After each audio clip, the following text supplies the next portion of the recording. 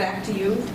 And why is this being posed as an amendment and not a law? And by extension of that, would you be more comfortable if this were a law? I would be comfortable if it was a law, if we had input from, again, different groups that can understand, get mental health involved, judges involved, prosecutors involved, public defenders involved, everybody's interest. This is a constitutional amendment. Let's be clear here. This isn't a group here in Ohio that care about this state, that say, let's make this state better. That's not what this is. This is a group from California, the Zuckerbergs, and we're going to let the people who run Facebook run our drug treatment here in Ohio? I mean, think about that. Scares me.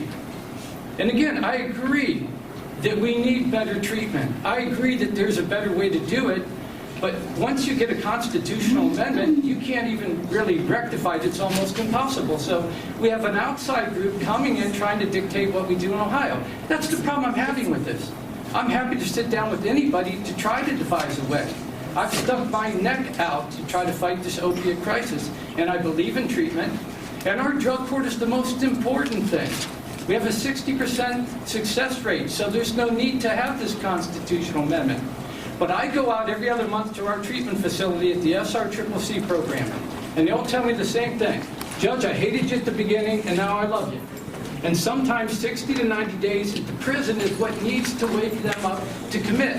Addicts don't want to commit. You have to have the carrot and the stick.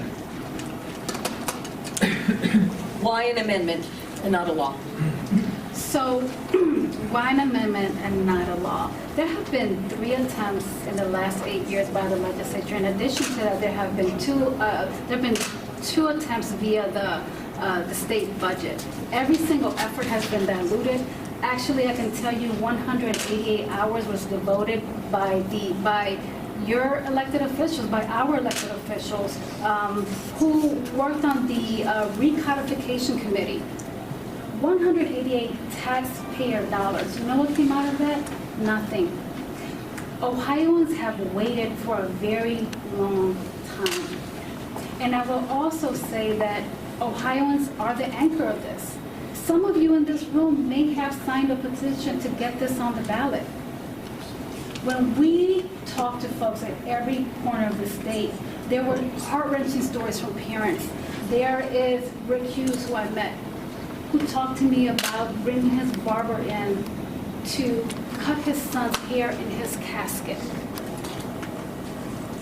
That's a terrible pain that no parent should have to experience. And what he said to me was, you know, Shakira, my son got a minor felony possession conviction, and it ruined his life. He couldn't go to school, he couldn't drive, he couldn't get a job. He showed up to a program every Monday, and at every Monday, Rick shares with me that there was a report of a new person that had died over the weekend. We need to stop this. We need to stop this. Parents deserve better. We deserve better as Ohioans.